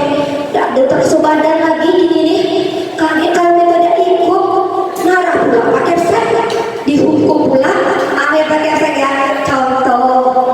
Nah, nih pastilah adalah Bapak Ibu seperti itu, termasuk saya juga. Sebelumnya saya seperti itu, tapi setelah ngikuti perubahan ya, alhamdulillah terbuka. Motivasi internalnya luar biasa sekarang. Nah, itu yang dikatakan untuk menghindari ketidaknyamanan atau hukuman.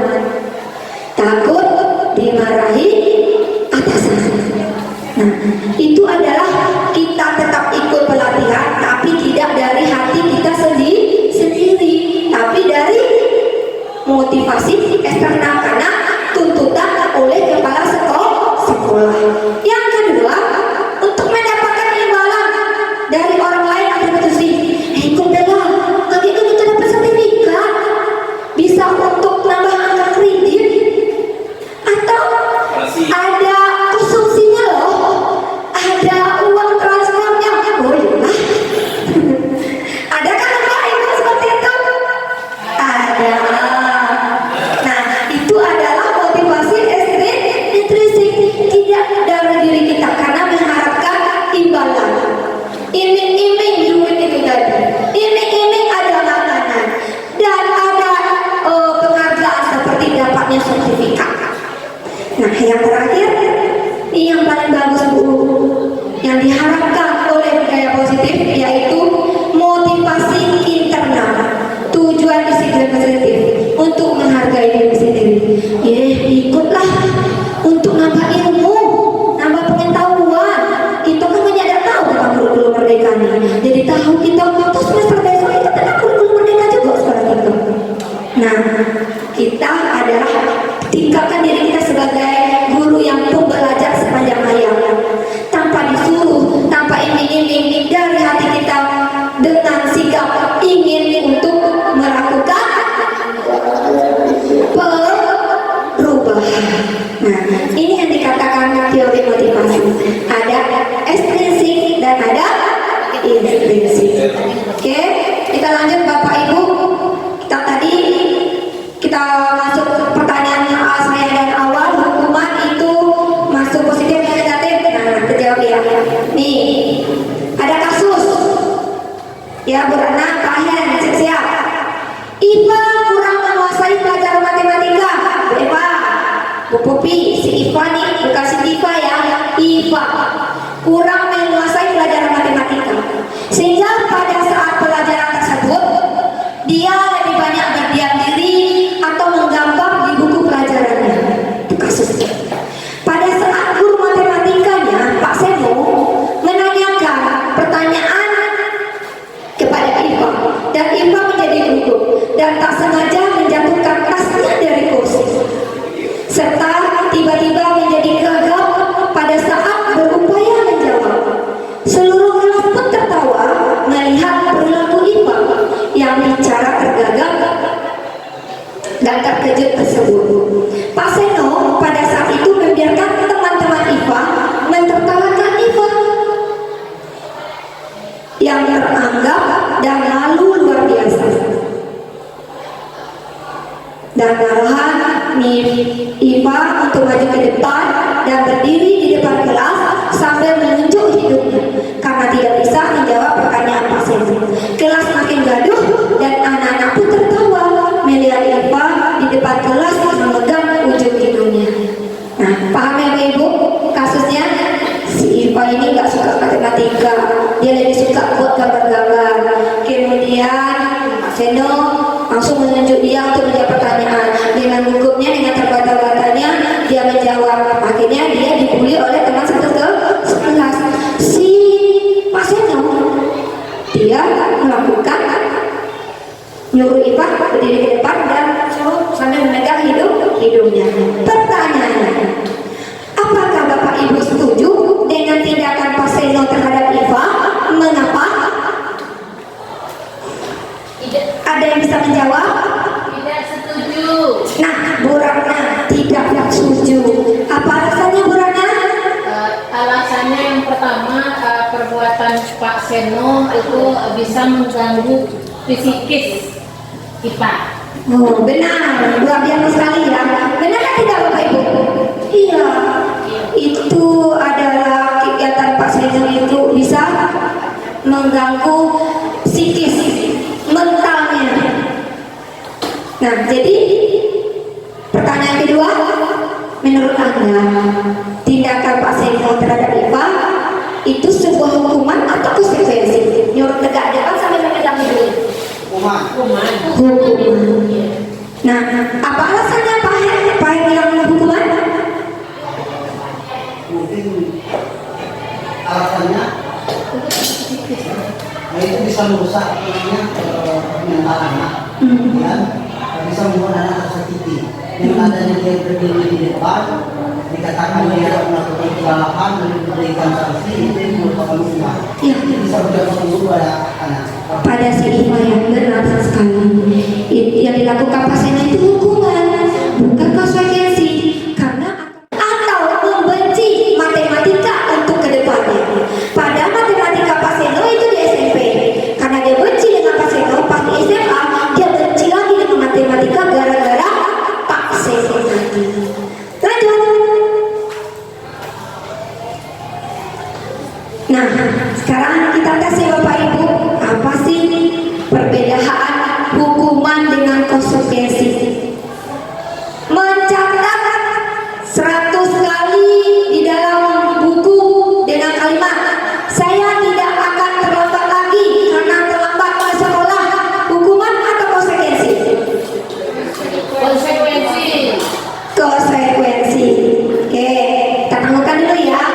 Kedua, lari mengelilingi lapangan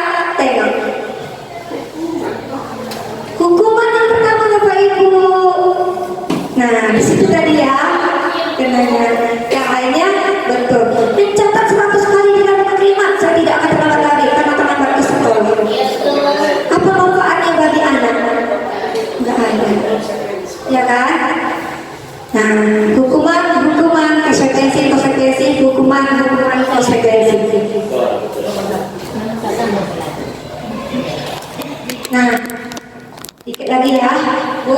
Gimana menilai materi terakhir?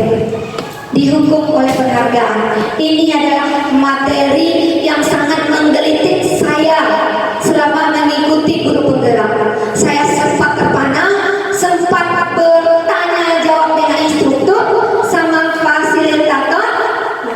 Kenapa penghargaan itu dikatakan menghukum? Seperti dibilang Pak Tamrin di awal, penghargaan itu apakah bersifat menghukum?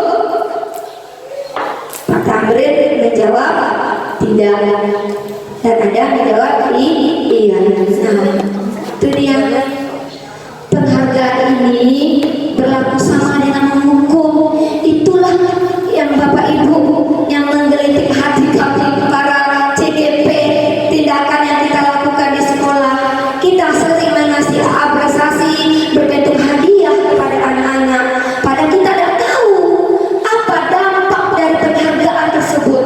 Emang sementara penghargaan itu bersifat senang bagi anak, tapi tidak menimbulkan motivasi intrinsik mereka. Contoh saja ya Bapak Ibu ya, kemarin kita lomba kebersihan kelas ya. Semua kelas itu sudah menyiapkan diri untuk membersihkan, mempercantik kelasnya. Sudah berpikir, oh kan menang ini, tapi ternyata mereka tidak menang. Yang menang itu di luar pemikiran mereka. Apa yang terjadi pada mereka? Kecewa, luar biasa kecewanya. Nah, jadi penghargaan itu tidak selalu kita artikan positif. Penghargaan itu bisa diartikan negatif, bersifat menghukum. Kita langsung aja ya Bapak Ibu. Ini dampak dari penghargaan. Yang pertama, pengaruh jangka pendek dan jangka panjang. Ya. Jika penghargaan tersebut terus kita berikan, ya, maka anak ini motivasi ekspresinya akan berkelanjutan. Kan penghargaan itu diberikan orang lain kan, motivasi ekspresinya berkelanjutan. Nah, jika penghargaan tersebut kita berikan dalam jangka pendek, maka motivasi ekspresinya akan menurun. Yang kedua, tidak efektif penghargaan ini Bapak Ibu. Contoh, nanti ada lomba siapa yang bisa menurunkan berat badan atau diet dalam waktu sebulan, menurunkan berat badannya 30 kilo. Nah, mendapatkan penghargaan ini, medali emas 2. Ternyata beberapa kontestan tidak berhasil melakukan penurunan berat badannya. Itu yang dikatakan tidak efektif. Yang ketiga, merusak hubungan Bapak Ibu. Kita kasih penghargaan ke anak yang peringkat juara. Ini kami tanyakan kepada kita ya Bu Anissa. Tidak boleh Bapak Ibu kita ngasih hadiah buku di setiap akhir semester. Itu akan merusak hubungan anak dengan sesama diri. Contoh, juara 1 depan, juara 2 ke depan. Nah, ada salah satu siswa yang biasanya dia tidak juara dan sekarang tidak juara lagi. Nah, apa? Iri. Saya nggak dapat lagi juara. Rusak hubungan antara siswa. Itu. Yang ketiga, 4, menurunkan kualitas. Contohnya seperti ini Bapak Ibu. Ada suatu pengamatan, seorang mahasiswa kerja praktek di sebuah surat kabar, sebuah percetakan surat kabar, dan mahasiswa tersebut bekerja dengan tekun dan menghasilkan sebuah artikel yang bagus. Nah, awalnya dia mengerjakan dengan baik, dengan berjalannya waktu dia bisa menerbitkan artikel yang bagus, dan akhirnya si punya perusahaan mengasih penghargaan berupa bonus, ya kan, magang di sana. Nah, itu kan bagus. Ini bonus untuk kamu, ya kan? Nah, magangnya bukan cuma 1 bulan, bisa jadi 6 bulan. Pada bulan yang pertama dia kasih bonus, tambah cekatan, tambah berkembang dia membuat artikel tersebut. Tapi di bulan ketiga, bulan keempat, perusahaan tersebut tidak membayarkan dia lagi karena dia statusnya di situ adalah magang. Apa yang terjadi pada mahasiswa tersebut? Turun kualitasnya karena dia selalu diiming-imingkan dengan penghargaan itu tadi. Nggak ada lagi kualitasnya karena dia terobsesi dengan uang atau bonus tadi, bukan meningkatkan kualitasnya dalam menulis artikel. Makanya penghargaan itu menurunkan kualitas, tidak bagus di budaya positif Bapak Ibu. Nah, selanjutnya mematikan kreativitas.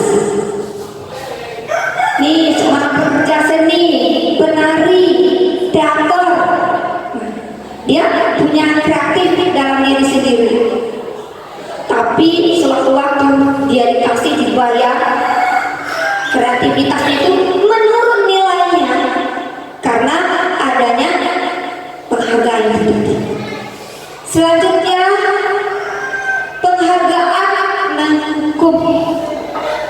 Nih ya Bapak Ibu, seperti yang saya bilang tadi, ranking 1, yang kedua, ketiga, ada siswa yang mendapat ranking, dia merasa kecewa, merasa luluh lantah, saya nggak dapat juara. Inilah tugas kita Bapak Ibu. Saya disentuh sekali, dikuatkan sekali oleh materi yang ini Bapak Ibu. Salah kita Bapak Ibu, nggak boleh kasih penghargaan. Saya juga pernah melakukannya Bapak Ibu di kelas.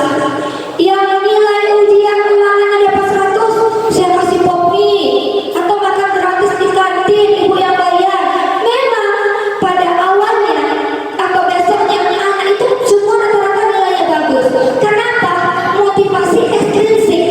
Mereka terobsesi karena iming-iming hadiah. Coba nilai waktu saya tidak menginginkan hadiah, nilainya langsung anjlok Bapak Ibu. Nggak ada motivasi dalam dirinya siswa tersebut. Jadi itulah tugas kita ya Bapak Ibu sebagai pendidik, mengantarkan anak kita untuk menciptakan motivasi dalam dirinya. Jangan dari kitanya, kita ajarkan bagaimana dia untuk merespon diri dia sendiri. Dan dalam hal ini kita jembatani anak didik kita yang berprestasi untuk motivasi lebih tinggi lagi dalam belajarnya. Kemudian bagi anak yang masih gagal, tugas kita pula untuk memberikan nasihat supaya dia tidak putus asa. Kasihkan bimbingan atau nasihat. Oke Bapak Ibu, nah ini yang terakhir, mengurangi motivasi intrinsik. Ini muaranya. Kalau semua ini sudah dapat penghargaan, otomatis motivasi intrinsik dari siswa kita akan menurun. Oke, Ibu, itulah materi dari saya. Untuk sesi tanya jawab pada terakhir aja ya, kita lanjut Ibu Anissa dengan Bu Eliza. Sekian dari saya ucapkan wabillahi taufiq wal hidayah. Assalamualaikum warahmatullahi wabarakatuh. Waalaikumsalam.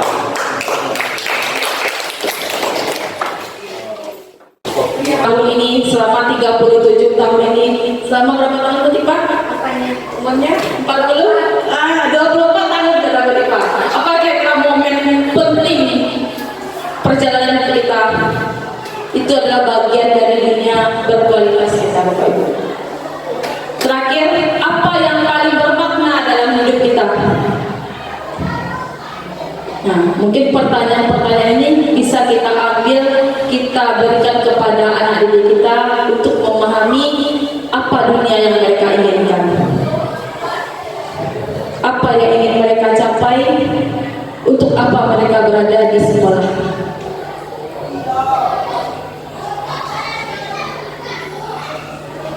Posisi kontrol guru sebagai penghukum, pemberi rasa bersalah, teman, pemantau, dan manajer. Yang terakhir tadi segitiga restitusi, berarti setiap kita, saya yakin Bapak Ibu selama ini setelah ada kasus-kasus sudah menerapkan ini, cuma kita mungkin belum tahu baik. Oh, ternyata memvalidasi masalah dulu atau menemukan identitas dulu, terakhir baru menanyakan keyakinan gitu ya. Jadi inilah yang dapat saya sampaikan pada materi saya yang dua tadi. Nah, ini jika ada pertanyaan dari ketiga pemateri tadi, baik pada Ibu Latifah atau Bu Anissa atau saya sendiri, silakan Bapak Ibu. Ya, lebihnya ditanya jawab saja. Mohon bertanya.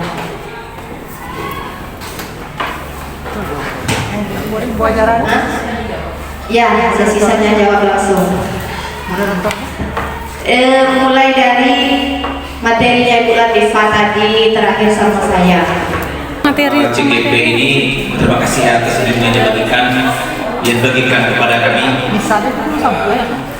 Semoga ilmu yang bermanfaat bisa diterapkan masing-masing bagi kita semua nanti di kelas kita. Nah, saya ingin berdiskusi saja di sini sepanjang disampaikan dari materi pertama ke ketiga. Saya pikir memang apa yang sudah kita lakukan oleh guru-guru ini tentu yang berarti salah ya. Saya salah, takutlah guru-guru ini menindak, menyelesaikan masalah. Ketika kita memberikan rasa bersalah pada anak, saya pikir itu juga boleh, tapi kan saat-saat tertentu. Dan juga kita tengok pula nanti bagaimana situasi ataupun kondisi dengan karakter masing-masing. Memang ada di antara anak-anak ini yang memang harus dengan berikan kepemahaman seperti itu, dia sadar akan kesalahannya atau membuat dia merasa bersalah. Di situ kadang membuat mereka itu bisa berubah. Nah, ataupun sebaliknya, yang tadi ada kadang-kadang anak memang harus sukanya harus seperti itu. Sedikit kita beri dia semacam teguran mental, itu kan digertak masalah itu dulu agar mereka sadar akan kesalahannya dengan tujuannya mereka mau berubah. Nah itu. Cuma memang tentunya itu semua kembali kita untuk mengikuti kita untuk mengerem ya, untuk memilah dan memilih kapan saatnya teori-teori tersebut kita laksanakan. Karena memang tadi ya ada keuntungannya, ada plus minusnya ya ketika anak kita sebagai teman. Memang sebaiknya anak itu kita suatu saat anak itu harus dijadikan teman. Tapi di sisi kadang-kadang anak kita ajak sebagai teman, mereka malah menganggap kita bahasa dusunnya lantiangan gitu. Nah itu kan anggap remeh begitu, terlalu cuek begitu. Bahkan dulu dan kita kadang-kadang spontan kakinya dan kursi. Nah itu barangkali. Tapi sisi lain kita mesti anak kita jadikan sebagai teman. Dan barangkali dalam hal menyelesaikan kasus, saya juga berdasarkan pengalaman ini memang kita berusaha menjadi teman dan kita jadikan posisi kita itu di posisi anak tersebut. Nah, kita pahami kalau kita jadi mereka bagaimana. Nah itu kalau kita mengatakan kita tetap di posisi kita, tentu tidak akan ketemu permasalahannya seperti itu barangkali. Jadi saya ingin menekankan saja nanti atau penjelasan lebih berikut. Yang disampaikan kan bukan bersalah ya. Saya pikir tadi kalau salah semua apa yang kita lakukan, beri teman juga salah, apalagi tadi memberikan rasa bersalah juga salah, apalagi memberi hukuman. Nah, hukuman itu perlu. Nah, barangkali harus bisa diminimal. Termasuk memberi penghargaan. Kita lebih selalu diajarkan kok. Ketika sholat kita lalai saja kita sholat, ya, lalai misalnya lupa. Bingung dalam dua gerakan sholat, maka kita disunahkan sujud sahwi. Itu teguran, ya teguran kita agar kita bisa berubah untuk hati-hati ke depan dan seperti itu. Jadi tekan lagi tidak salah ya. Kalau salah nanti hati juga sebenarnya tidak salah, tapi perlu memilah dan kapan saatnya itu dilaksanakan. Itu barangkali Ibu yang ingin saya pertegaskan. Terima kasih. Assalamualaikum warahmatullahi wabarakatuh. Iya, terima kasih Pak Tamrin atas masukan dasarnya. Memang tidak salah, cuma karena paradigma tadi menuju perubahan pembelajaran tadi. Ya. Silakan Pak senior kami, Pak Idris. Tidak sampai Pak. Perlukah saya menjemput Bapak ke sana? hukuman kan? Nah, iya. Ini bukan menguji, hanya bertanya. Tidak selamanya sehingga untuk mengetahui semuanya. Saya tertarik tadi dengan motivasi. Dalam ini bukan teori motivasi yang saya tanyakan, bahwa motivasi itu ada implisit dan ada eksplisit. Kalau dilihat, motivasi yang diterapkan itu sebaiknya yang implisit, yang dimana. Bagaimana caranya motivasi implisit ini tanpa dikontaminasi atau dicampurkan dari motivasi eksplisit? Dia berdiri sendiri, motivasi itu implisit itu tanpa kontaminasi tercampurkan dari yang eksplisitnya. Mereka ini bertanya apa ya? Tidak tahu juga. Terima kasih Pak Idris atas pertanyaannya. Memang agak susah menimbulkan motivasi intrinsik. Intrinsik itu kan datang dari dalam diri kita sendiri. Jangankan murid, kita sebagai guru saja motivasi untuk pengembangan diri kita sendiri itu agak susah kan? Ya, saya merasa ketika saya lulus di guru penggerak ini, saya masih nol ternyata Bapak Ibu. Malah mereka oh saya paham ini, saya paham itu, saya paham ini. Ternyata saya belum. Nah ternyata apa yang saya pikirkan selama ini, motivasi saya kurang. Karena apa? Saya bekerja selama ini motivasi ekstrinsik. Apa saya bilang ekstrinsik? Pertama, mengajar takut nampak kepset atau nampak waktu kurikulum, mengajar masuk suka waktu, itu pasti ekstrinsik, itu takut-takut ya. Nah betul sekali pertanyaan Pak Idris tadi, bagaimana supaya motivasi intrinsik itu tumbuh dengan sendirinya. Nah materi motivasi ini tadi Bu Tipa ya Pak Tipa. Ya ada tambahan Bu Tipa, silakan. Nah untuk menimbulkan motivasi intrinsik dalam diri, menurut pendapat saya ya, rasa kesadaran, rasa apa namanya, ibaratnya dari dalam diri kita untuk sadar tanpa dipaksa, tanpa dikasih imbalan, tanpa dikasih penghargaan. Kalau motivasinya di dalam diri kita muncul, otomatis apapun itu kita akan bertindak, akan bersikap secara ikhlas, ya kan? Secara ikhlas. Otomatis yang kita dapatkan itu, ilmu yang kita dapat itu kalau sudah dalam diri kita, apa namanya, akan terekam lama.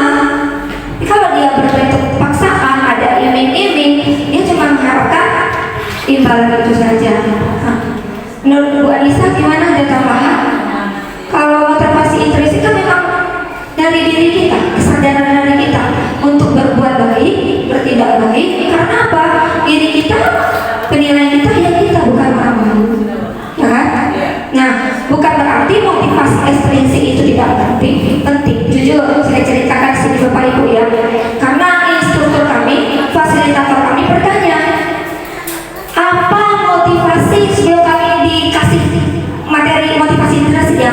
Apa motivasi Bapak Ibu mau masuk ke kegiatan pendidikan guru penggerak ini? Saya jawab seperti ini. Atas dorongan kepala sekolah, ya kan? Atas suruhan kepala sekolah, karena kepala sekolah menganggap saya mampu untuk melakukan pendidikan guru penggerak ini. Nah, kalau tanya hati saya malas. Saya mikir, banyak belajarnya, banyak tugas-tugasnya, belum saya ngajar 2 sekolah, belum saya ngajar 24, belum ada tugas tambahan lain. Nah, belum lagi ada dari keluarga gitu kan, untuk membuat saya tidak boleh sibuk-sibuk dan lain sebagainya. Nah, saya jujur seperti itu. Nah, dan tahunya instruktur bilang itu adalah suatu motivasi ekstrinsik karena ada dorongan dari luar. Tapi dengan berjalannya waktu, motivasi intrinsik itu muncul sendirinya Bapak Ibu. Kenapa? Nengok ilmunya yang luar biasa, materinya sangat bermakna, bukan untuk diri saya sendiri, tapi untuk sekolah kita. Nah, dengan begitu saya malah Kapan lagi ya kita kolaborasi? Kapan lagi ya kita melakukan rukun? Kapan ya kita melakukan elaborasi? Kawan-kawan saya mungkin sudah terbiasa dengan laptop mengerjakan, muncul sendirinya haus ilmu, kemudian ada yang hilang dalam diri saya. 1,5 bulan saya libur melakukan kegiatan pendidikan guru bergerak. Biasanya saya sibuk dengan bikin konten-konten dan lain sebagainya. Jadi awalnya memang Bapak Ibu adanya motivasi intrinsik, tapi dengan berjalannya waktu motivasi intrinsik itu, kesadaran itu akan muncul secara perlahan. Dan motivasi intrinsik ini berlakunya lama, bertahannya lama pada diri kita daripada motivasi ekstrinsik. Kenapa? Karena sudah tertanam dalam hati kita. Oh, ini berguna bagi saya. Oh, ini berguna untuk kesehatan saya. Tak perlu perintah orang lain. Nah, jujur, waktu Neni mengatakan melakukan kegiatan kita sampai sore, saya sangat antusias sekali. Karena itu awalnya saya malas belajar dari tugas karena kegiatan bergerak luar biasa. Bapak Ibu, saran kami silakanlah Bapak Ibu mendaftar di CGP angkatan 9 ini. Ilmunya luar biasa. Kami sebagai cabang guru bergerak akan membantu dan membimbing Bapak Ibu dalam pendidikannya nanti, insya Allah. Nah itu apa dari saya. Apakah ada masukan dari Bu Risa?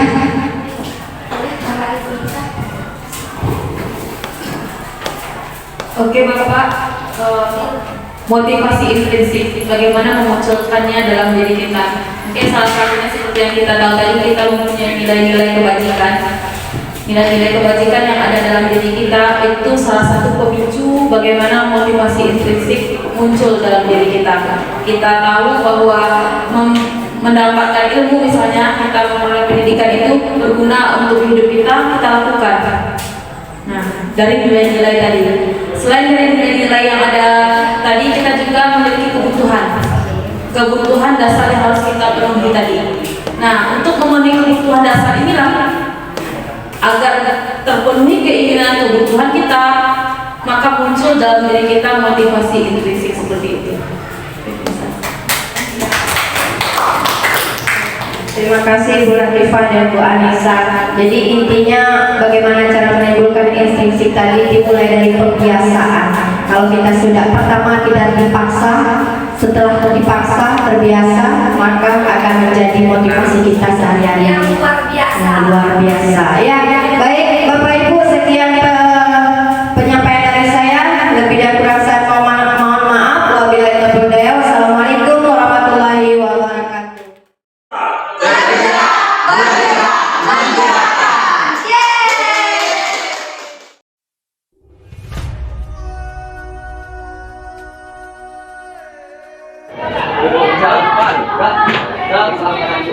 Assalamualaikum warahmatullahi wabarakatuh.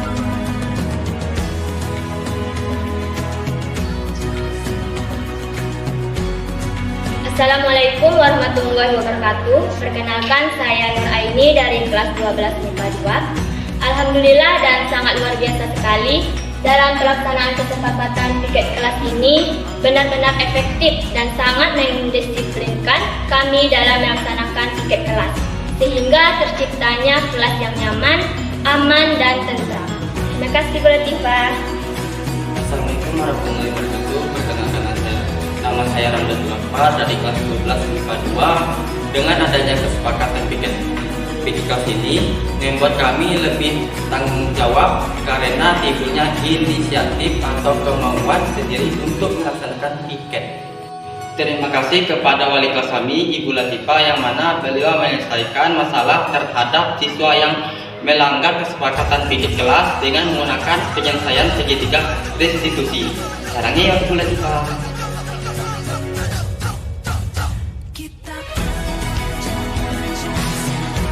Assalamualaikum warahmatullahi wabarakatuh. Perkenalkan, nama saya Samsul SPDGR, guru kimia dari SMA Negeri 16 Bungo. Anggapan saya atau testimoni saya mengenai kegiatan diseminasi atau sosialisasi disiplin positif yang dilakukan oleh guru penggerak sama Bu Latifah Rahmi di SMA Negeri 16 Bungo. Saya sangat merasa senang dan tercerahkan karena ada beberapa hal yang selama ini saya anggap biasa, sebenarnya itu tidak harus dilakukan. Contoh, saya masih sering melakukan hukuman dan melakukan konsekuensi terhadap pelanggaran-pelanggaran yang dilakukan oleh siswa. Setelah saya mengikuti diseminasi ini, saya jadi paham bahwasanya guru sebagai manajer yang paling baik, karena dengan sebagai manajer, guru dapat memberikan semacam bagaimana seorang murid itu bisa memberikan sendiri solusi atas permasalahannya. Kemudian dengan diseminasi kemarin, saya mengenal dengan istilah budaya positif, kemudian segitiga restitusi, dan banyak lainnya. Sangat besar manfaat kegiatan diseminasi ini. Semoga Bu Latifah terus belajar, kemudian mengimbaskan hasil pembelajaran terhadap guru-guru di SMA Negeri 16 Bungo, sehingga pada suatu saat kita mengharapkan SMA Negeri 16 Bungo semakin lebih baik dan baik dari hari-hari sebelumnya. Terima kasih. Assalamualaikum warahmatullahi wabarakatuh. Saya Rosmatuti SPD, guru pelajaran biologi SMA Negeri 16 Bungo. Setelah mengikuti kegiatan dari guru penggerak tentang budaya positif, bagaimana penerapan budaya positif, saya sangat berterima kasih dan terinspirasi bagaimana menanamkan keyakinan kelas. Nanti insya Allah akan saya praktekkan. Ini menurut saya sangat menarik tentang bagaimana meningkatkan motivasi intrinsik siswa tentang budaya positif. Semoga nantinya ini bermanfaat dan berjalan dengan baik. Terima kasih. Assalamualaikum warahmatullahi wabarakatuh.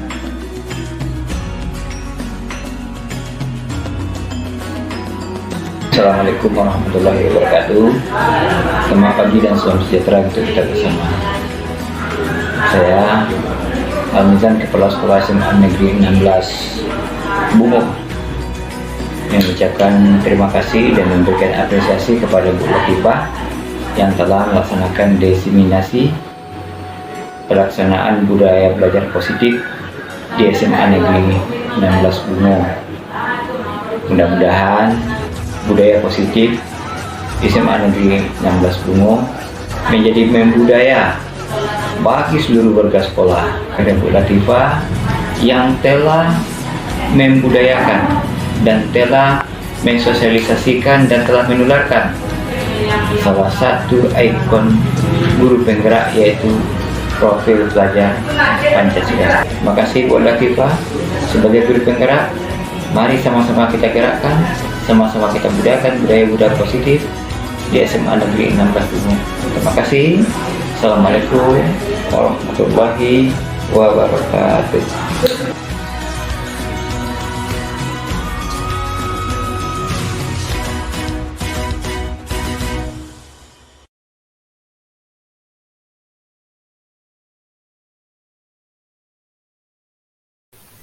Terima kasih telah menyaksikan video ini. Semoga bermanfaat dan menginspirasi.